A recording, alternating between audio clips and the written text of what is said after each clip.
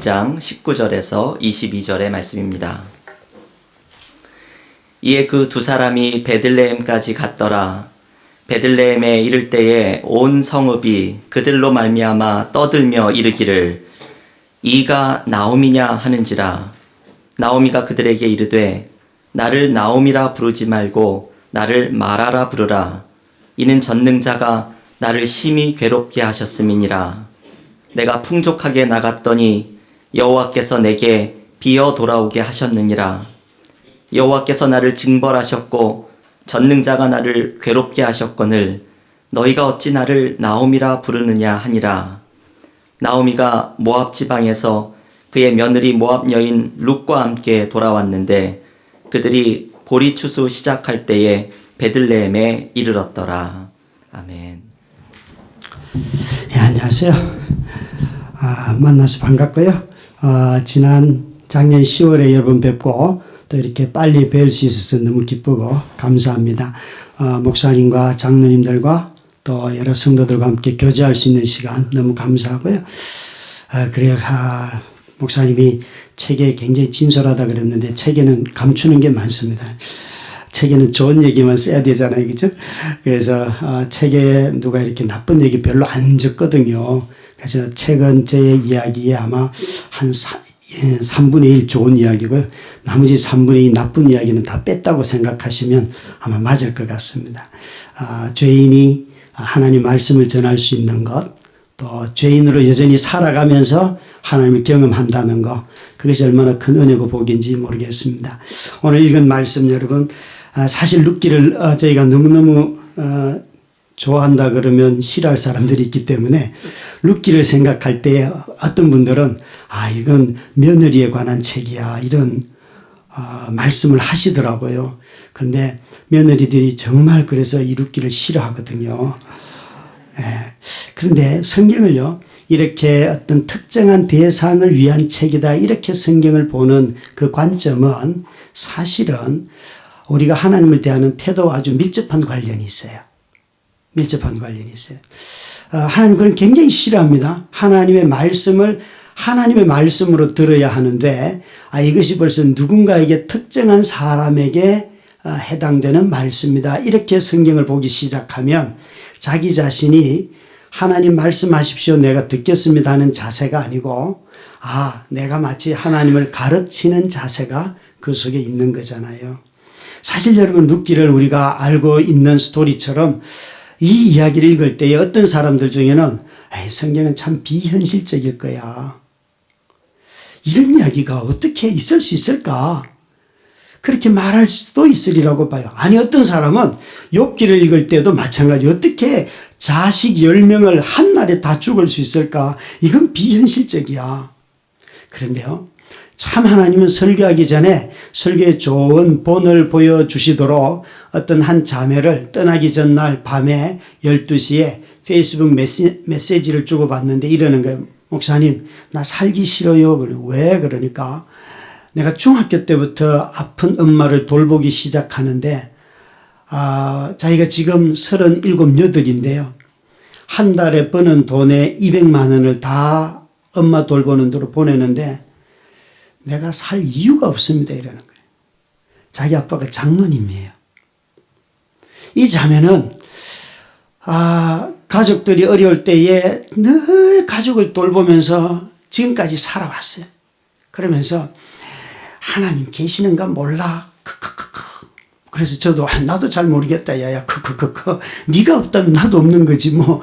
이렇게 대화를 주고받는데 그 대화가 1시간 반 동안 대화가 되는 거예요. 그래서 제가 이렇게 말했어요. 그런데 죽지는 말아야 억울해서도 못 죽겠다.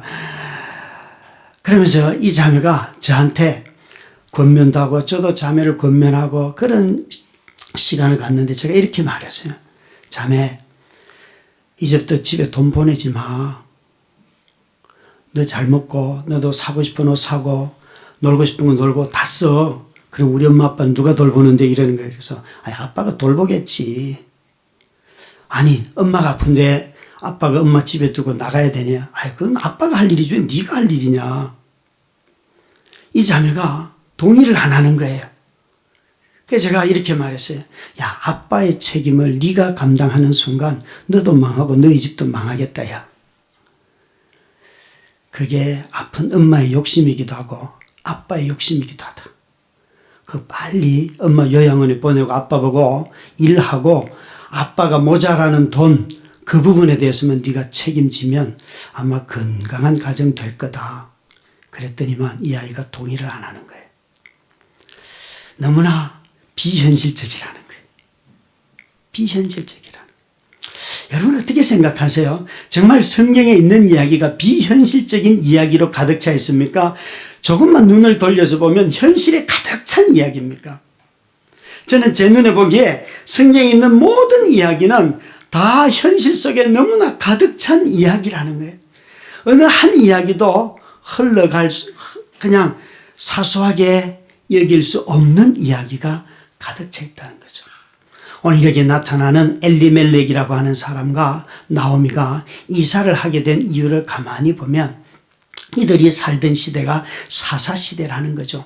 사사시대는 사사기 마지막 장 마지막 절에 보면 이렇게 되어 있어요. 저들이 이스라엘의 왕이 없으므로 자기 소견대로 살더라. 소견대로 자기가 원하는 대로 자기 생각대로라는 거예요. 여러분 이게 참 중요한 단어예요.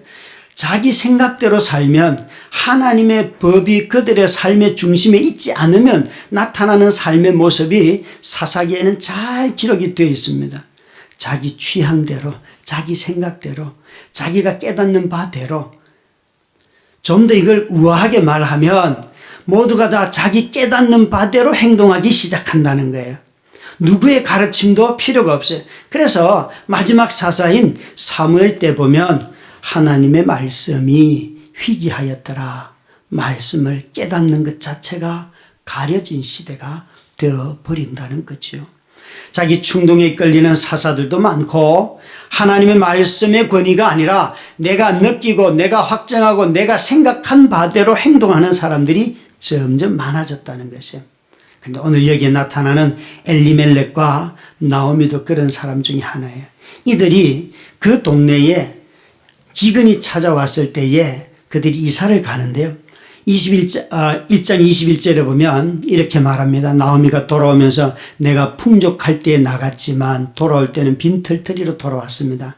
다시 말하면 이사할 때에 그들은 가난해서 이사를 간 게 아니에요. 그들은 굉장히 돈이 많았어요. 부유했어요.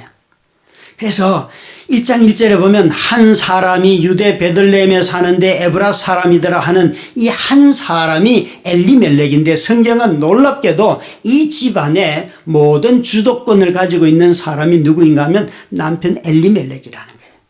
그 사람은 그 유다 베들레헴에서 아주 유력한 자이고 가문도 좋고 재산도 많은 풍요로운 사람이었고 자식도 둘이나 있었어요. 아내도 건강했어요.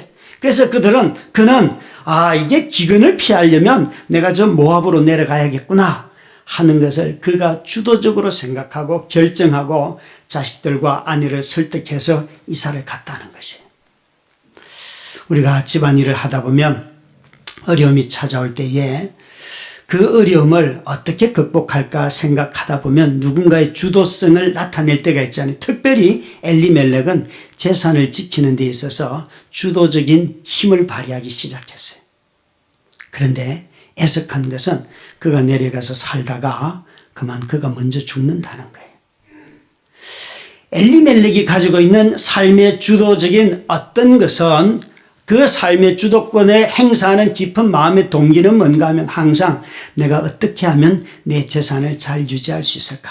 이 기근 속에서 하나도 잃지 않고 이것을 잘 지킬 수 있을까? 이것이 그의 삶에 항상 그 욕구의 주도성을 나타내는 깊은 동기였어요. 아마 여기 계신 남자분들, 여러분들의 삶을 이끌어가는 아주 주도적인 동기는 무엇입니까?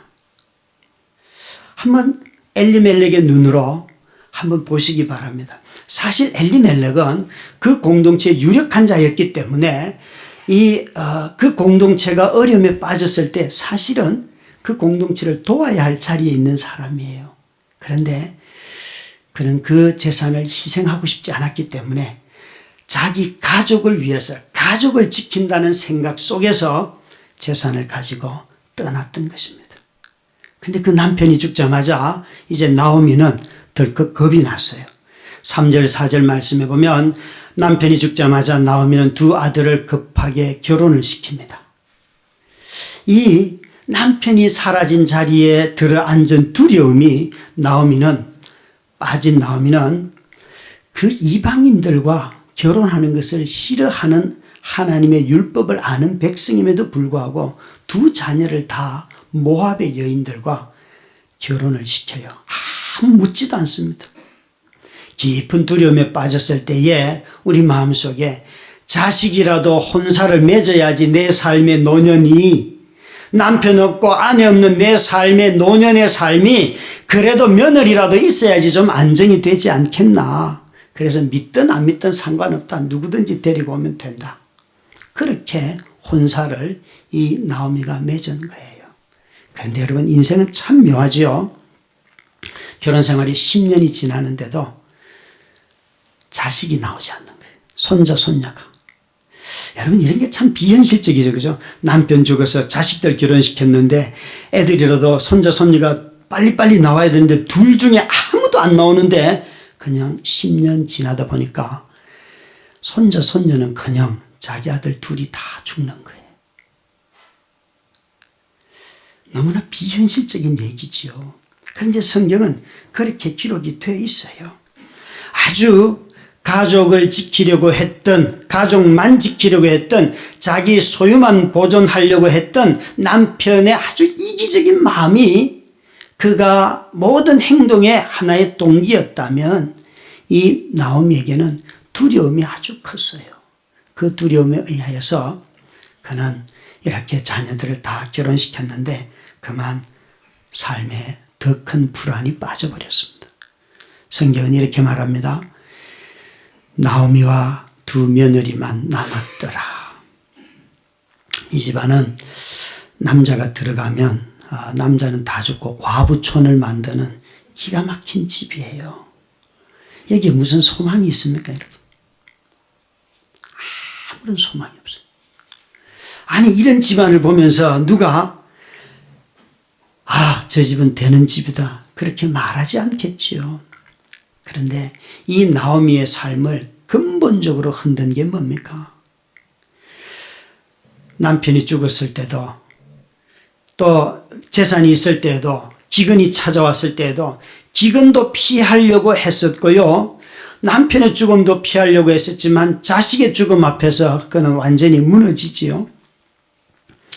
이 삶을 근본적으로 불안케 한 것, 이 나오미와 엘리멜렉이 자기 인생의 주도권을 꽉 쥐고, 그것이 좋은 동기든 나쁜 동기든 자기 인생의 주도권을 쥐고 막 걸어갈 때에 그 인생을 다 흔들어 버린 게 뭔가 하면 죽음이라는 거예요. 죽음 앞에 주도권을 쥘 수 있는 사람은 아무도 없지요. 아무도. 우리가 삶을 살아가면서 그래도 내가 아직까지 주도권이 있어라고 말하는 사람들은 돈도 있고 또 생각도 있고 기력도 있고 뭔가 있기 때문에 그런 거예요. 그런데 죽음 앞에 서면요, 누구도 주도권을 행사할 수 있는 사람은 단 한 사람도 없습니다. 죽음을 만나기 전까지는 꿈을 꾸고 소망을 얘기하고 기대감을 이야기하지만 죽음을 딱 생각하는 순간 모든 꿈이 사라지게 되고 소망이 끝을 내게 되잖아요. 오늘 첫 번째 부른 찬송이 마지막 날이에요. 저는 사경이 하는 첫날 마지막 날에 노래를 부르면서 이게 끝나는 날인가 보다 생각을 했어요. 그리고 그래 빨리 끝났으면 좋겠다는 마음이 제게 들었고요. 두 번째 든 생각은 이 고통이 내게 찾아온 고통도 빨리 좀 끝났으면 좋겠다 이런 생각이 들기도 하고요. 또 제 안에 찾아와 있는 유혹들도 빨리 끝났으면 좋겠다 그런 생각도 들고 그 단어 하나에 많은 생각을 하게 했어요. 여러분, 이 나오미가 겪고 있는 삶의 이 죽음, 남편 죽고 자기 죽고 순서대로 나이 순서대로 죽으면 얼마나 좋겠어요. 그것도 아니잖아요, 그죠? 나이 순서도 아니에요. 또 삶의 책임감을 가지고 말한다면 책임감이 많은 사람부터 많은 사람이 끝까지 남고 죽으면 어쩌면 그게 더 좋을지도 모르겠어요. 그런데 그렇게 죽으면 찾아오는 것도 아니잖아요. 어떤 가능성이 많은 사람들이 더 오래 살면 참 좋겠는데 예측할 수 없어요. 여러분, 저와 여러분이 한 번쯤 우리 인생을 살아가면서 한 번쯤 죽음에 대해서 깊이 한번 묵상을 해보시기 바랍니다. 이 죽음 앞에 내가 설 때에 다시 한번 나와 하나님의 관계는 무엇일까? 아니, 내 삶에 찾아온 고통으로 말미암아 나는 어떤 하나님을 만나며 살아가고 있는가 하는 것을 사실은 깨닫게 되어 있어요. 오늘 나오미가 이 죽음 앞에 섰을 때에 그가 기가 막히게 보여주는 한 가지 그의 삶을 회복시키시는 하나님의 은혜를 우리는 알 수가 있는데, 이 주도권을 다 잃었을 때 나오미는 깊은 탄식을 했어요. 자기를 따라서 고향으로 돌아가기를 원하는 두 며느리를 향하여서 나를 따라오지 마라, 돌아가라. 얼마나 애절한지 3번씩이나 얘기해요. 너희 고향으로 돌아가라, 너희 엄마에게 돌아가라, 너희 남편 될 사람들이 있을 텐데 그리로 돌아가라. 그렇게까지 얘기를 해요. 여러분, 삶에 있잖아요. 주도권을 다 잃고 나면 누가 함께 사는 것 자체가 귀찮아요. 그냥 혼자 살고 싶어요. 내 삶이 내가 원하는 대로 펼쳐지지 않을 때 내가 난 자식도 싫어질 때가 있다고요. 그런데 정말 마음에 안 드는 배우자라면 여러분, 빨리 저 인간 안 죽나, 오늘 나갔다가 안 들어오면 좋겠다, 그런 마음 안 듭니까 여러분? 우리 삶에 자기가 원하는 대로 되지 않을 때에 마음속에 찾아오는 수많은 언어가 있어요. 어느 한 꼬마아이가 4살 때 백혈병이 발견이 되었는데 아산병원에서 2년 동안 치료해가지고 완치됐다고 발표를 했어요. 그리고 2년 지났는데 8살 때 재발을 했어요. 다시 치료를 해서 또 완치됐다고 선포를 했어요. 그리고 또 한 2년 3년 살다가 12살 때 또 3번째 발병이 되었어요. 이 아이가요, 자기 엄마한테 3번째 그 무균실에 들어가면서 하는 이야기가 뭔가 하면, 엄마, 나는 하나님이 제일 미워. 나는 하나님이 제일 미워. 엄마, 이번에 낫는다 그래도 나한테 감사하라는 말 하지 마. 이 아이가 12살 된 꼬마 아이가 하는 말이에요. 그 아이가 3번째 그 병원에 들어갔다가 완치 판정을 받고 최근에 또 나왔어요. 근데 나와서 아이가 하는 말이, 엄마, 나한테 감사하라는 말은 하지 마. 그러더라는 거예요. 12살 아이가. 7살 먹은 아이가요, 그 아이 하나밖에 없는데 엄마가 암이 걸려서 계속 투병 중이니까 어느 날 제가 기도하러 그 집안에 신방을 갔더니만 그 아이도 있어요. 부부가 앉아 있는데, 목사님, 이 아이의 질문에 답을 해주세요. 그러는 거예요. 뭔데? 그러니까, 하나님은 기도해도 안 들어주시잖아. 이것에 대해서 목사님이 답을 해달라는 거예요. 그래서 얘야, 나도 지금까지 12년이 되도록 기도했는데 안 나왔다. 그러니까 이 하나님 안 들으시는 거다 이거. 그 아이한테 7살 먹은 아이가요, 깊은 자기 엄마의 질병을 보면서 이 아이가 신학자가 된 거예요. 그러니까 저한테 그 아빠를 통해서 대답해 주라는 거예요. 제가 무슨 대답을 하겠어요? 여러분, 우리 삶 속에 희망과 가능성은 죽음을 만나기 전까지는 누구든지 가질 수 있습니다. 그런데 죽음 앞에 설 때에 희망과 가능성을 가질 수 있는 것은 아무것도 없습니다. 거기서는 다 절망하게 되지요. 이 나오미는 그렇게 며느리들이 따라간다 그럴 때에 너희가 돌아가라 돌아가라 그렇게 말을 해요. 아니, 참 희한하지 않습니까? 이 며느리들을 돌아가라고 하는 아주 결정적인 이유는 오늘 본문에 있는 말씀에 하나님께서 나를 너무나 심히 때리기 때문에. 여기에 이 나오미가 절규하면서 하는 말이 이게, 며느리를 다 돌려보내면서 13절에도 보면 여호와께 손이 나를 치심으로 내가 너희를 볼 때마다 내 마음이 너무 아프다. 그런데 고향에 돌아오니까 베들레헴 사람들이 다 말합니다. 야, 나오미가 돌아온 거 아니냐? 그러니까 나를 나오미라고 부르지 마라. 왠가 하면 전능자가 나를 심히 때리기 때문에 난 너무너무 고통스럽다는 것이에요. 물론 여러분, 성경은 이렇게 말하지는 않습니다. 나오미가 언약의 땅을 버렸으니까 저주받았다든지 성경은 그렇게 말하지는 않습니다. 오늘 나오미가 하는 고백입니다. 나오미가 자기를 따라오는 며느리를 보면서 얘들아 너희들 돌아가. 왠가 하면 내 인생을 내가 보니까 지난 시간들 남편 죽고 자식 죽고 다 10년의 이상을 긴 시간에 이 고통 속에서 보니까 하나님이 나를 때리고 계셔. 내 남편도 죽었지만 내 자식도 죽고 너희 남편도 죽었는데 돌아가라. 하나님 나 때리는 중이니까. 이게 여러분 다른 사람이 있잖아요. 목사님이 지금 매를 맞고 있네. 그러면 열받지만요. 자기가 긴 시간의 싸움을 하면서 하나님이 어떤 분인지를 깨닫기 시작하는 거예요. 고통은 우리에게 다른 어떤 것으로서도 우리 삶을 설명할 수 없는데 고통이 우리에게 하나님이 어떤 분인지를 깨닫게 하는 그 부분이 있어요. 그런데 이건 남이 얘기해 주면 화가 나요. 남이 얘기해 주면.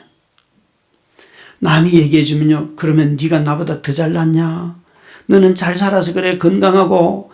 이게 말이 안 되는 게 너무 많은 거예요. 난 경건하게 살아도 아플 수 있는데 경건하게 살지 않는데 너무나 오래 사는 건강하게 사는 사람 보면요. 얼마나 화가 나는지 있잖아요. 똑같아요. 그래서 이건 자기가 깨닫는 거예요. 나오미가 자기 삶을 보면서 남편 잃고 자식 잃고 손자 손녀도 없는 자기 인생 재산마저 다 잃고 빈털터리가 된 자기를 보면서 한 가지밖에 설명할 것이 없어요. 하나님이 나를 때린다. 전능자가 그 전능하다는 하나님의 이름 자체가 여러분 능력 있다는 것 아니에요. 언약을 잘 지킨다는 거 아니에요. 그런데 그분이 나를 향하여 매를 들고 서 있다는 것이에요. 여러분, 이 나오미는 정말 자기 자신이 하나님의 손이 나를 때리기 때문에 그래서 오늘 우리가 읽은 21절에는 나를 괴롭게 한다는 것이 전능자가 그것도 나를 심히 괴롭히기 때문에 내 이름을 바꿔달라는 것이에요. 다른 누구도 아니에요. 하나님이 내 인생을 때리고 있다는 것이에요. 21절에는 이렇게도 말합니다. 내가 풍족하게 나갔지만 빈털터리가 되어 돌아왔다. 내가 내 삶을 채우는 하나님이 아니라 내가 누리는 것마저 빼앗아 가시는 하나님. 남편도 빼앗기고 자식도 빼앗기고 재산 다 빼앗긴 그런 인생을 그는 살고 있다는 것이에요. 그래서 이 나오미가 한 번 더 말합니다. 여호와께서 나를 징벌하셨고 전능자가 나를 심히 괴롭게 하셨다. 여러분은 자기 이름을 바꾸고 싶을 때가 있어요? 하나님 때문에. 여러분의 부모님들이 지어준 이름은 너무 아름답고 좋은 이름인데 지금 내 이름을 보니까 너무나 형편없는 삶을 살고 있어서 야, 이름부터 바꿉시다.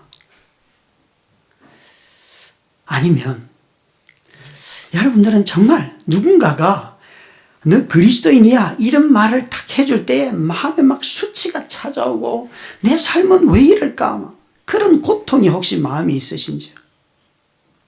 이게 지금 나오미에게 있는 삶이에요. 나오미에게. 저는 이런 사람들을 가끔 만나서 정말 찾아와서 이렇게 말하는 분, 자기가 열심히 하나님을 섬기고 캠퍼스에서 전도하고 그 캠퍼스의 CCC 간사님을 학생인 자기가 간사님을 꼬셔가지고 결혼을 해서 부부가 되었는데 6년을 살고 난 뒤에 어느 날 아이를 낳자마자 그 아이가 장애인 거예요. 그래서 그 아이를 딱 받아들고 이렇게 말했다는 거예요. 조폭도 의리가 있는데. 조폭도 의리가 있는데. 그러면서 그 아이를 받아들고요. 조폭도 의리가 있는데 그러면서 자기 울었다는 거예요. 그러면서 그 아이가 이제 11살쯤 됐는데 한 4, 5년 전에 찾아왔어요. 와가지고 목사님 조폭도 의리가 있는데 우리 하나님은 의리가 없어요. 그러면서 우는 거예요. 근데 지금은 그 아이를 장애인 시설과 장애인을 섬기는 교회 가서 열심히 봉사하면서 그 아이를 돌보고 있지만 찾아와서 조폭도 의리가 있는데 그 얘기를 하더라고요. 여러분 혹시 하나님한테 쓰라린 배신을 당해본 적 없으세요? 아주 쓰라린 배신. 사람한테도 당하고 배우자에게도 당하기도 하고 자식에게도 당하기도 하고 그러지만 제일 고통스러운 게 이게 하나님한테 당하는 거거든요. 하나님마저 그럴 수 없다고 생각했는데 그분이 나를 찌를 때가 있어요. 내가 생각했던 분이 아닐 때가 있어요. 저는 이 본문을 가지고 2008년도에 설교를 해야만 했어요. 그것도 아내가 화상을 입어서 다리를 잃고 수술을 하고 다리를 잃고 난 뒤에 수련회에 가서 이 본문을 붙들고 설교를 해야 되는, 그때 제목이 하나님 나 좀 그만 때려. 내가 뭘 잘못했다고. 그 깊은 탄식이요 제게 터져 나오는데 이렇게 대답해서, 하나님 이 밤에 내가 하나님이라고 이름 부르는 것만 해도 고마운 줄 알아요. 이게 믿음인 줄 알아요. 하나님, 내가 다른 데 가서 절하면서 우상 앞에 절하면서 하나님 부르는 게 아니고 내가 당신의 이름을 부르면서 단지 당신이 나를 너무 때려서 아프다고 내가 지금 탄식하는 거니까 당신 이름 부르는 것만 해도 믿음인 줄 알아요. 하나님. 그러면서 하나님한테 나 좀 그만 때려. 그런 깊은 탄식이 터졌던 때가 있어요.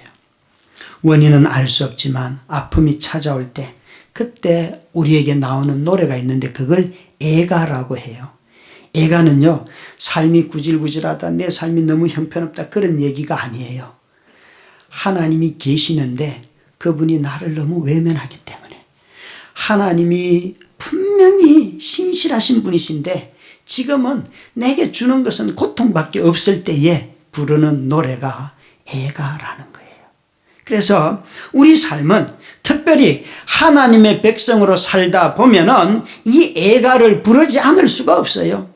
하나님의 백성으로 사는 한 애가가 끊어지지 않는 것이 어쩌면 우리 인생일지도 모르겠어요. 왠가 하면 시편 150편 중에 120편에 가까운 노래가 다 슬픈 노래이기 때문에 그래요. 예언자들의 노래 중에 3분의 2에 가까운 노래가 다 슬픔의 노래이기 때문에 그래요. 예레미야는 주의 인자와 성실이 무궁하심으로 내가 진멸되지 아니함이니이다 라고 노래했던 예레미야 애가 3장 22절, 23절, 24절에 있는 그 노래가 자기 가족이 다 찢겨지고 자기 민족이 다 흩어지고 망했을 때 나온 노래인데 그 노래를 그가 불렀다는 거지요. 여러분, 이 시대에 애가로서의 우리 신앙의 노래가 기쁨의 노래보다도 훨씬 압도하고 있습니다. 사람들의 마음 깊은 곳에 슬픔이 너무너무 많습니다. 슬픔이 없는 사람은 아무도 없어요. 정말 이 애가는 하나님의 신실하심을 믿는 자들에게서 나오는 탄식이에요. 하나님이 내 삶의 주권자인 것을 믿기 때문에 나오는, 고통을 품고 나오는 노래가 있는데 그게 바로 애가예요. 하나님은 한 번도 나를 실망시킨 적 없으시며, 이 노래를 뒤집어 부른 적이 많아요. 하나님 나를 너무 많이 실망시키시며. 여러분, 하나님 사랑의 눈으로 내 작은 신음에도 응답하시고 하나님 내 큰 신음에도 침묵하시고 앉아가지고요 찬송가 가사를 다 뒤집어가지고 노래 부르면서 하나님 도대체 뭘 하시는 거요? 좀 들으시오.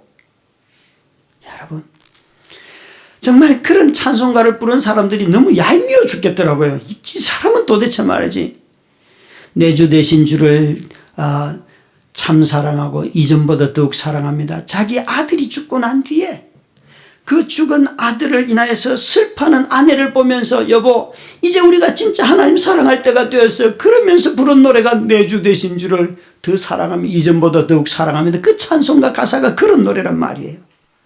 그거 보면서 야, 자식이 죽어야지 이 노래를 하나. 여러분, 찬송가의 많은 찬송가들이 상실로부터 나왔던 고백이라는 것을 잊지 마시기 바랍니다.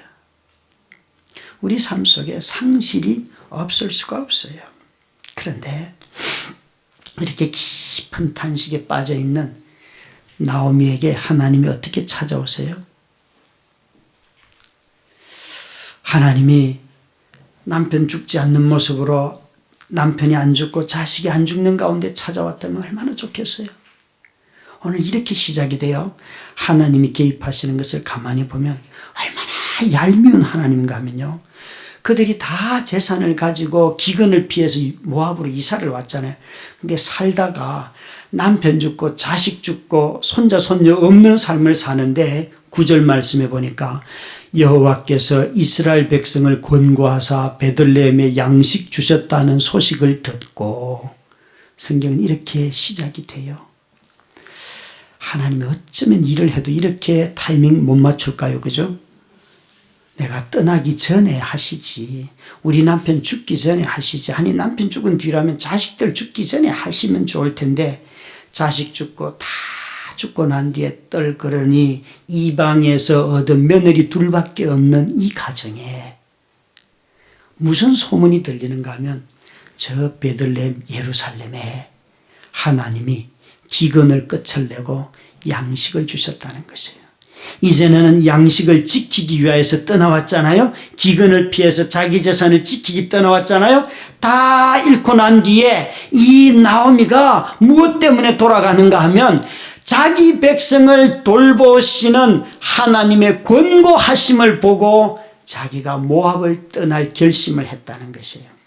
남편을 잃었기 때문에 고향으로 돌아가자도 아니고 자식 둘이나 잃었기 때문에 고향으로 돌아가자도 아니고 여호와께서 자기 백성들에게 양식 주신 것을 그가 소문으로 들었기 때문에 이제 돌아간다는 것이에요. 그러나 하나님과의 그의 관계의 언어를 보면 마음속에 깊은 아픔이 있어요. 하나님이 나를 여전히 때리고 계시는 거예요. 하나님 나를 때린다는 거예요. 여러분, 정말 놀랍게도 하나님은 이 나오미와 룻이 그 고향에 돌아올 때 22절 마지막 절에 보니까 보리 추수할 때 돌아왔더라. 성경은 참 기가 막히게 은허적인 유의를 표현하는데 보리 추수할 때는 이스라엘 백성들이 출애굽할 때와 똑같은 언어고 가나안 땅에 들어가는 모습과 똑같은 거예요. 모압에서 나와서 다시 고향으로 돌아가는 것을 마치 민족이 출애굽하던 그때와 똑같은 모습으로 지금 한 사람의 인생을 그리는데 그들이 돌아오던 시기가 추수할 시기에 하나님이 그들 인생을 펼쳐 가신다는 것이에요. 이것은 이 나오미가 계획한 건 아니에요. 여전히 하나님에 대해서 쓰라린 마음을 가지고 있지만 하나님께서 그 나오미의 삶에 뭔가 개입하고 계시는 것이죠. 여러분, 그런데 여기에 우리가 하나 더 봐야 할 것이 있어요. 참 일상은 고통스러운데 그 삶 속에 하나님이 뭔가를 하고 계세요. 하나님과 나와의 관계는 너무너무 아픈 언어가 있는데 하나님이 일 안 하시는 건 아니에요. 거기에 누가 동행을 합니까? 룻이 동행을 해요. 아니 나이도 늙었고 시집 갈 형편도 안 되고 설령 시집을 간다는데 애 낳을 형편도 안 되는데 안 되는 나오미 옆에 젊은 과부가 이렇게 딸려 있어요. 여러분, 이 젊은 과부는 나오미의 인생에 도우미가 될까요? 민폐가 될까요? 우리는 스토리를 다 아니까 도움이 될 거라고 생각을 하지만 여러분 가만히 여러분 자신이 정말 나오미라고 생각하고요. 자식 다 잃었는데 며느리가 젊은 며느리가 나 엄마 따라갈래요? 그러면 여러분 얘야 같이 가자. 네가 있어서 위로가 된다. 그러겠어요. 야야 너 미쳤냐? 어느 쪽이세요? 요즘은 그런 며느리도 없어요. 그죠? 버리기도 전에 부모를 버리는 며느리가 많을 가능성이 훨씬 높은데 성경은 그렇게 기록되어 있지 않아요. 여러분 우리 하나님이 일을 하실 때요. 가만히 보면 치사하기 짝이 없어요. 그 기근을 한 해라도 빨리 좀 일찍 주시면 얼마나 좋겠어요. 그뿐만 아니라 나를 도울 수 있는 그런 사람을 주시면 얼마나 좋겠어요. 그죠? 보니까 내가 도와줘야 할 사람이라고. 이게 모압 출신의 여자가 고향으로 돌아간다. 이게 모압 출신인 룻의 고향이 아니잖아요. 그런데도 하나님은 누구를 붙여주시는가 하면 나오미에게 룻을 붙여주세요. 저는 하나님이 10년 동안 저를 어떻게 도우시는지를 제가 알게 된 게 있어요. 교회를 이렇게 설립하고 난 뒤에 저희 교회에 오시는 분들은 저보다 더 어려운 분들을 붙여주시더라고요. 잠실 주공 5단지 조합장 하시던 분. 여러분, 주공 5단지 조합장 이거 대단한 끝발이잖아요. 그거 하면 다 집 사는 거 아닙니까? 그래서 실제로 집도 샀고 그래서 막 20몇억 대의 재산을 가지고 있던 분이 그 IMF 이후로 줄어들어가지고 다 망하고, 그리고 큰 딸이 저희 교회를 다녔어요. 그 아버지는 안 믿었는데 이 큰 딸이 저희 교회로 오는데 참 얘기 들을수록 그 집은 깝깝한 거예요. 마지막 그 집이 경매로 넘어가는데 그 5 가족이 살 집이 없는 거예요. 그래서 제가 교회 집사님들을 불렀어요. 아주 신실하고 허물이 별로 없는 분들을 불러서, 집사님들, 우리 저 자매 집이 경매로 넘어가서 이제 살 집이 없으니까 좀 헌금들 해봐요. 이거 가지고 월세 보증금이라도 만들어야 되니까 돈 좀 내봐요. 그렇게 한 6명이 저까지 합쳐 6명이 모여서 헌금을 했는데요. 무려 3천만 원이 나왔어요. 그래서 그걸 가지고 그 집에 찾아갔어요. 갖다 주면서 이것 가지고 방 얻고 가족들하고 한 집에서 살아요. 그러니까 예수를 안 믿는 이 어른이 이러는 거예요. 그때 50대 중반인데, 목사님, 나는 목사님 교회 나가는 것도 아니고 예수도 안 믿는데 왜 나한테 이런 일을 하십니까? 그래요. 그래서 그런 거는 묻지 마세요. 나도 잘 몰라요. 그런데 자꾸 이유를 설명하면 짜증나요. 그런 거 해보면 선을 베풀 때 잘 모른다고 얘기하는 게 제가 볼 때는 제일 의도가 잘 전달되는 것 같아요. 그래서 잘 몰라요. 그러니까 우리 딸만 나가지만 그러니까 몰라요. 나도 빨리 받아요.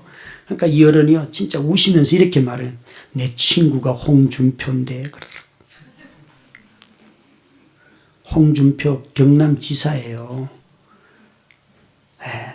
그런데 자기 어려워도 한 번도 찾아간 적도 없고 찾아온 적도 없다는 거예요. 그러면서 내가 어려움에 빠져보니까 아무도 안 도와주는데 교회는 왜 나를 도와주냐요. 그래서 그런 거 자꾸 쓸데없는 거 묻지 마시라고. 이해도 안 될 거고 나도 이해가 안 된다고. 그리고 이제 드렸더니만요, 이분이요 집을 얻는데 바로 교회 앞에 얻는 거예요. 그 다음 날부터 새벽기도 나옵니다. 그래서 이제 한 가족이 늘었죠. 그런데 이분이 이러시는 거예요. 목사님, 내가 정말 죽으려고 했습니다. 죽으려고 했습니다. 자살하려고 했는데 자살을 못하겠더라. 어느 날 가족 회의를 하는데 가족들 다 모아놓고 너희들 어떤 아빠가 되기를 원하냐 그러니까 이 큰딸이 이러더랍니다. 아빠, 우리는 부자 아빠를 원하는 게 아니에요. 경건한 아빠를 원합니다. 그러니까 경건이 뭐냐 이렇게. 그거요, 교회에 나가시고 목사님 말씀하는 대로만 하시면 돼요. 그랬다. 이분이요 바로 집 앞에 교회였고 그 다음날 새벽부터 교회를 나오시는데 어느 날 제가 이렇게 설교하다가 성경을 쓰시면 좋습니다 그랬더니 진짜 성경을 1년 반 만에 다 쓰시더라고요. 그런데 성경을 쓰시다가 예수님을 만난 거예요. 저는 그 딸의 그 말이 정말 기가 막혔다고 생각해요. 경건한 아빠. 여러분, 부자 아빠 원하는 게 아니고 경건한 아빠. 근데 이 기준이 또 너무 높잖아요. 그죠? 크리스찬 자매들의 기준이 엄청 높아가지고 천국에 지금 원한의 소리가, 형제들의 원한 소리가 천국에 뻗치고 있습니다. 여러분, 믿음이 좋은 형제는 가난할 수 있고요, 또 돈 있는 형제는 믿음이 없을 수 있습니다. 이 둘은 같이 가지 않더라고요. 극히 드문 몇 명만 그래요. 그죠? 그런데요, 이 집안은 정말 안 되는 집이에요. 그 자녀들이 다 아프고요, 여집사님도 아프고요, 그리고 그 막내 아들이 있는데 믿음대로 주일날 일하는 데는 안 가, 계속 안 가 했는데 지난달까지 직장이 없는 거예요. 결혼까지 했어요. 근데 이 아이가요 어느 날 와서 이럽니다. 목사님, 나는 경건하게 살려고 다 애를 썼는데 아무것도 직장이 열리지 않습니다. 나 이제 하나님 안 믿을 겁니다. 와, 여러분 그 말할 때 할 말이 없잖아요. 그 형제를 아는 분에게 소개를 했어요. 전혀 이 형제가 공부한 내용과 전혀 다른 거예요. 형제한테 물었습니다. 이런 직장에 내가 소개해 줄 수 있는데 갈래? 그러니까 가겠대요. 그래서 어떻게 해가지고 그 형제가, 제가 아는 형제가, 사장님이 이 형제를 고용을 해줬어요. 와서 우는 거예요. 형제가 우는 거예요. 이 아이가 마음속에 갖고 있는 깊은 좌절은 뭔가 하면, 왜 나는 하나님의 뜻대로 살려고 애를 쓰는데 안 풀리냐는 거예요. 여러분 이런 수많은 질문을 갖고 있죠. 그렇죠? 우리 모두에게 그게 있다고요. 그럴 때 여러분 필요한 게 뭔가 하면 애가예요. 애가는 신세 타령이 아니고 하나님 앞에 자기 마음을 토로하는 거예요. 하나님 나 좀 그만 때려요. 여러분 이런 마음이 내 삶에서 그냥 흘러나오는 거죠. 저는 이 집안과, 조금 전에 말씀드렸던 이 집안과 많은 관련이 있어요. 아마 여러분들이 지난번에 많이 사주셔서 읽은 난 당신이 좋아하는 책을 제가 원고를 다 쓰고 난 뒤에 너무 기뻐서 나도 이제 돈 벌겠구나 그렇게 생각하고 그 원고를 출판사에 딱 보내는 순간 마음속에 성령님이 이러는 거예요. 병년아 그 돈 네 돈 아니다. 여러분 이 깊은 탄식 가운데 하나님과의 교제는 언어가 거칠어져요. 제가 이렇게 그냥 툭 튀어나와서 하나님 제발 꼬장 좀 부리지 마세요. 이런다고 해서 맞아 죽지 않더라고요. 하나님 제발 꼬장 좀 부리지만 내가 노력해가지고 어떻게 좀 돈 좀 벌어보려고 하는데 거기다 대고 바로 그 돈 네 돈 아니다 그러면 무슨 기분이 뭐 이렇잖아요. 그래서 그랬더니만 하나님이 정말 제 느낌에 이렇게 너 어떻게 살았는지 돌아봐라 이러시는 거예요. 그게 한 5년 지날 때 쓴 책이거든요.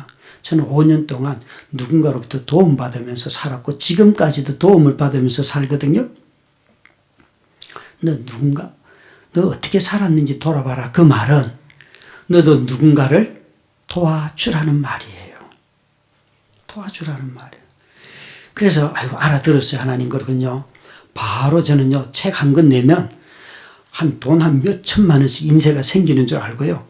바로 은행에 가가지고 2천만 원 대출을 했어요.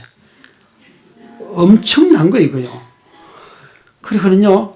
왠가 하면 2천만 원을 대출한 이유가 그분한테 가서 뭘 하면 가족들 먹여 살릴 수 있어요. 그러니까 조그마한 퀵 서비스 하는 아주 0.5톤 트럭이 있으면 자기가 운전할 수 있고 할 수 있대요. 그래서 다 조사를 해보니까요. 그 가족이 전부 다 신용 불량자라 가지고 누구도 등록할 수가 없는 거예요. 그래서 저는 제 이름으로 차를 사고 등록을 다 하고 제가 화물차주예요. 지주. 저희 노원구에 그 용달차 서비스 하는데 저는 지주로 등록이 돼 있어요. 다 해가지고 그 집사님한테 집사님 이거 가지고 가족들 먹여 살려요. 그러니까 목사님이 어떻게 사는 줄 아는데 내가 이걸 어떻게 받습니까? 이러는 거예요. 그러니까 쓸데없는 말씀하지 마시고 그냥 받아요. 제가 이럴 때마다 늘 써먹는 게 있어요. 나도 주고 싶어서 주는 게 아니에요. 그러니까 빨리 받아요. 그러니까 이분이 진짜 우시는데요. 그 차를 가지고 퀵서비스 하면서 가족들에게 월세 내면서 살아요. 근데요, 인생이 참 얼마나 모진가 하면요.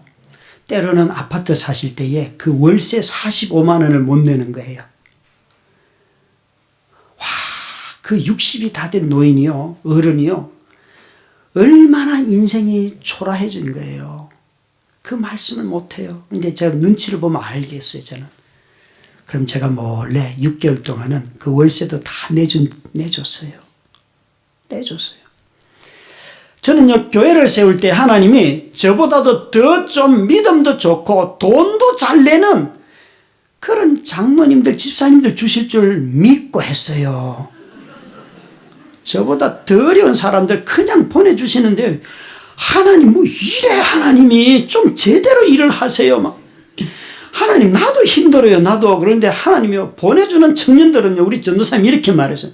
청년들만 80명 출석하는데 우리 담당 신방 여전도사님 목사님 도대체가 밖에 가서 설교 좀 하지 마요. 왜 이렇게 거지 새끼들만 데리고 오는 거야. 애들 다 밥 먹여줄 애들밖에 없어요. 그러니까 걔들 데리고 오지 마요. 그러는데 진짜 있잖아요. 와가지고 밥 먹여줄 애들만, 청년들만 오는데요. 최근 한 2년 동안은요, 생활비 준 청년도 있어요. 와서 달라고 그러더라고요. 얼마를 주면 되나 그러니까 30만 원을 달라고. 그래 줬어요. 그런데 그 청년이 지지난달 결혼을 했어요. 결혼하는데 이제 불렀어요. 이제 다음 달부터 생활비를 줘야 되나 말아주냐. 그러니까 결혼했으니까 이제 제가 목사님 책임져야죠 이러는 거예요. 그 뭘 책임질 거냐 그러니까 목사님 앞으로 책을 사는 것과 옷을 사는 거는 목사님 무조건 말씀만 하세요. 내가 다 될게 이러는 거. 얼마나 기쁘든지 그 자리에서 20만 원어치 책을 이거 주문해 주라. 저는 늘 준비된 리스트가 있거든요. 쓱 줬어요. 주니까 알았다고 한 3일 뒤에 그 수십 권의 책이 그냥 오더라고요. 그리고는요, 그 다음 달 10권, 그리고 이번 달 2권 딱 신청했어요. 제가 이렇게 말했어요. 야야, 네가 내 옷까지 다 사대면 너 못 살아. 그러니까 책이나 사대. 그리고 이제 이번 달로 끝난 거예요, 말하자면. 뭐 계속 울고 먹을까 봐요. 그건 또 예의가 아니잖아요, 그렇죠? 근데 이 형제가요, 그럴 만한 사정이 있는 형제. 중학교 2학년 때 엄마 아빠가 다 돌아가셨어요. 와, 그런데도 그 어려운 삶을 살려고 자기 나름대로 삶을 살아왔는데 얼마나 귀하든지. 그래서 어느 날 불러다가 야야, 너는 내 아들처럼 내가 너를 돌볼 거야. 그랬는데요. 작년 9월 달에 이런 일이 생겼어요. 교회에서 돈이 순환이 잘 안 돼가지고 사례를 못 받을 순간이 온 거예요. 저희 교회는 사례를 못 받으면 제일 먼저 담임 목사 월급을 홀딩시키는 게 원칙이거든요. 교육전도서부터 다 줘라. 순서대로 다 주고 추석 보너스까지 다 줘라. 나는 한 달을 버틸 믿음은 나한테도 있다. 2달 버틴다. 정말 그런 순간이 왔어요. 그렇게 이제 했는데 이 형제가 목사님 생활비가 안 들어왔는데 그게 들어와야지 월세 내는데요. 그러니까 제가 답을 크크크크 이렇게 보냈어요. 말을 안 했어요. 그럼 며칠 지났는데 이제 이틀밖에 안 남았어요. 이 형제가 다시 전화가 왔어요. 그래서 내가 알아서 하겠다고. 그런데 정말 돈이 한 푼도 없는데 그 형제한테 내가 월급을 못 받았다 이 얘기를 못 하겠는 거예요. 그 얘기를 딱 하려고 하는 순간 마음속에 성령님이 이러는 거예요. 병현아, 너 맨날 청년들 보고 네 자식이라고 그랬지? 너 만약 네 자식이라면은 걔들이 굶는다 그럴 때에 카드를 그어서라도 걔들한테 채워주겠니? 아니면 야, 나 돈 없다 떳떳하게 그렇게 말하겠니? 여러분, 자식이라면 돈 없어도 그저 그어서라도 주겠지요? 알았어요, 무슨 말인지. 그리고는요, 그 밤에 성령님이 이걸 깨닫기를 원하셨구나 하고는 밤에 앉아가지고 나도 없는데 그러고 이제 나도 없는데 이러고 있는데요. 새벽 기도 가려고 눈을 탁 뜨는데 갑자기 핸드폰에서 딩동 하는 순간 알람이 울리면서요. 제가 제일 기뻐하는 로고가 있어요. 우리은행 로고가 딱 뜨는 게 제일 기뻐요. 탁 뜨는데 보니까 저한테 매달 후원해 주시는 장로님이 30만 원 딱 보낸 거예요. 얼마나 기쁘든지. 이게 빠져나가기 전에 먼저 그 아이에게 30만 원을 그대로 보냈어요. 그리고는 한참 지난 뒤에 그 얘기를 해줘서 야, 그때 나도 돈 없어서 사실은 크크크크 한 거야. 여러분, 왜 하나님은 제가 힘들 때에 저를 도와줄 사람을 보내주시는 것이 하나님의 방법일 거라고 생각했는데 왜 저보다 더 어려운 사람을 보내주실까요? 왜 그럴까요? 난 그게 지금도 잘 이해 못해요. 뭐라고 정리는 할 수 있지만. 그런데 시간이 다 지나고 난 뒤에 보니까 하나님이 정말 내가 아파서 내 주변을 돌아보지 못할 때에도 하나님은 항상 저를 돌봐주셨고요. 또 때를 맞춰서 먹을 것과 입을 것과 마실 것을 주셨고요. 그리고 그 형편이 어려운 사람들과 함께 살 수 있는 공동체가 무엇인지를 가르쳐 주셨는데 그게 시간이 다 지나고 난 뒤에 보니까 긍휼이라는 단어였어요. 긍휼을 다른 말로 한다면 하나님의 은혜였어요. 하나님은 나 먹을 것만 주신 게 아니었고요. 나보다 더 어려운 사람들과 함께 먹을 수 있는 것들을 제 삶에 주셨더라고요. 저는 고통을 당할 때에 나만 고통당하는 줄 알았어요. 그런데 하나님의 긍휼을, 하나님의 은혜가 내게 임한 것을, 비록 내 삶을 그분의 주권을 믿기 때문에 아프고 그분이 내 기도에 안 들으시기 때문에 아프고 그것 때문에 눈물 흘리는 것은 맞지만, 그러나 삶의 많은 부분에 흘러가고 있는 또 다른 하나님의 은혜를 보기 시작했어요. 여러분, 일상이 고통스러운 것, 이 삶을 가만히 눈 떠보면 그 고통 가운데서 깊이 깨닫게 되는 것은, 하나님이 내 인생의 주권자이시구나. 하나님이 내게 주시기도 하시고 빼앗아 가시는 분이기도 하시구나. 이걸 깨닫더라고요. 그래서 고통이 제게 준 선물을 이제 말하라고 한다면 저는 다른 건 잘 모르겠어요. 그런데 단 한 가지, 하나님이 어떤 분인지에 대해서는 깊이 알게 되었어요. 그분을 신뢰하게 되었어요. 그분이 정말 인생들을, 자기 백성들에게 아픔을 주는 분이라는 것을 깨닫게 되었어요. 그런데 이 아픔이 낫는다, 또 회복된다, 그런 것만 있는 건 절대 아니에요. 근데 그 속에 하나님이 주시는 아픔은 그냥 껴안고 가야 된다는 것, 그거 하나는 분명히 알게 되고, 하나님이 이걸 원하시는구나. 아까 마지막 날에 그 찬양 부를 때 마음속에서, 그래요, 하나님 이제 고통도 좀 끝내주시고, 오기 전에 우리 아들한테 이렇게 물었어요. 아들아, 아빠가 새 장가 가면 되겠냐? 이렇게 물으니까 밥 먹다가 얘가, 아빠 그건 절대 안 되지. 속에서 이렇게 말이지, 야 이 새끼야, 네가 인생을 당해봐라, 이게 얼마나 힘든 건지. 여러분, 진짜 그런 탄식이 막 나와요. 그런데 비행기 타고 쭉 오면서 이 본문을 다시 읽고 하면서 이런 마음을 새롭게 가지는, 그래, 어쩌면 이것이 내 인생에 끝까지 경주해야 될 일일지도 모르겠다. 내가 딴 여자에게 마음 주거나 다른 사람에게 눈길 주지 말고 그냥 하나님이 원하시는 대로 한번 살아가 볼까? 이렇게 마음을 먹다가, 아니야, 그건 재미없어. 그건 아니야. 이런 마음이 있잖아요. 왔다 갔다 이러더라고요. 긴 시간을 지나면 고통이 좀 익숙해지고 하나님 뜻도 깨달았고, 이 고통을 통해서 정말 이렇게 귀한 교회 와서 말씀 전하고 저를 부르는 것이 참 많은데, 하나님께 영광 이러면서 에이 그냥 짐 져야지 이러면 얼마나 좋겠어요. 근데 마음 한켠에서 아니에요. 하나님, 나는 하나님이 미워요.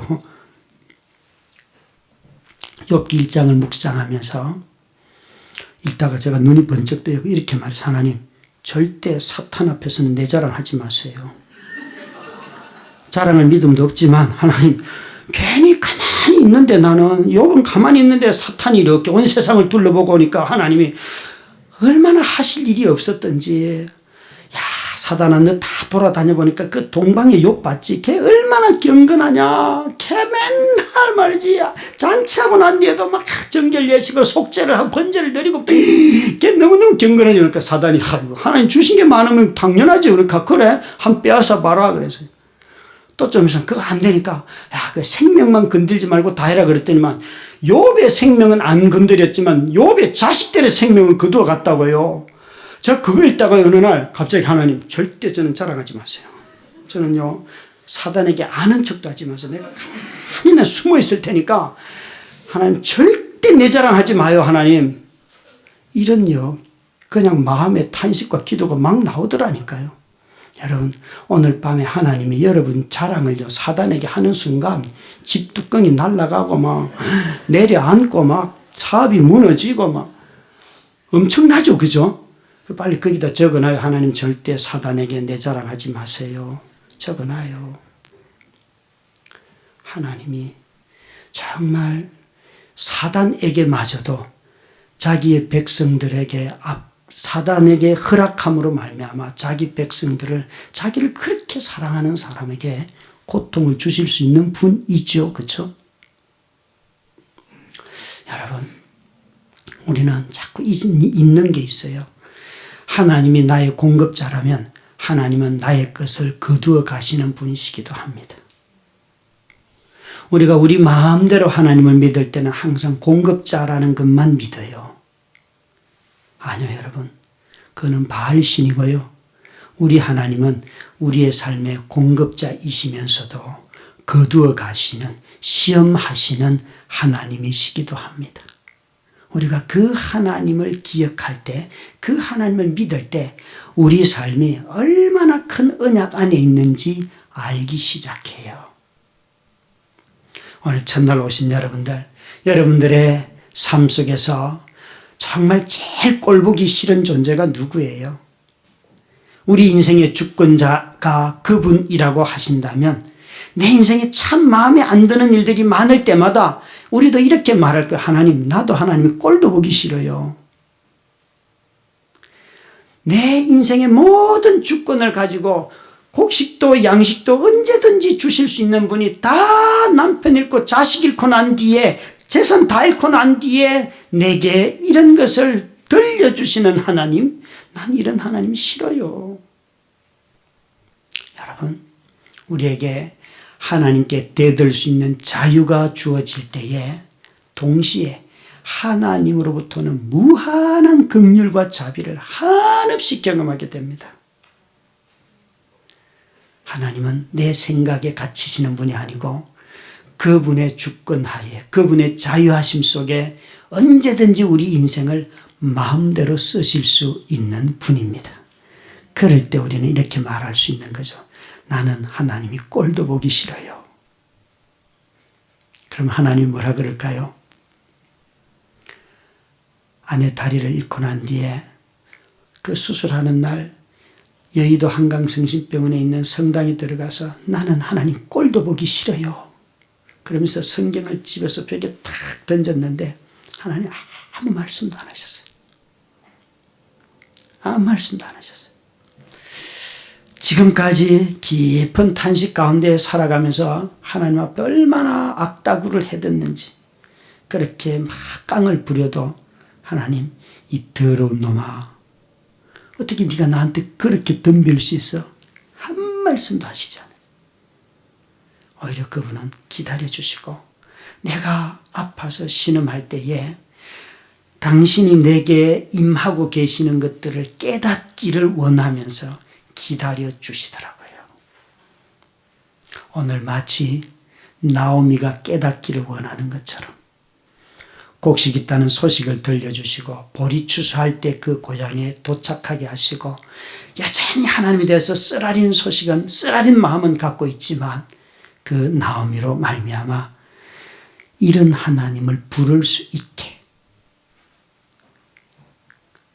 이런 하나님에 대해서 그가 전능자가 나를 심히 때립니다 라고 말할 수 있도록 허락하시는 그 하나님이라는 거예요. 여러분, 이제 그 이야기를 내일 새벽과 내일 저녁 그리고 주일까지 합쳐서 앞으로 3번에 걸쳐서 어떻게 하나님이 이 고통 속에 사는 나오미에게 이 그의 삶에 간섭하시고 임재하시는지를 또 내일 말씀을 드리도록 하겠습니다. 같이 기도하십시다.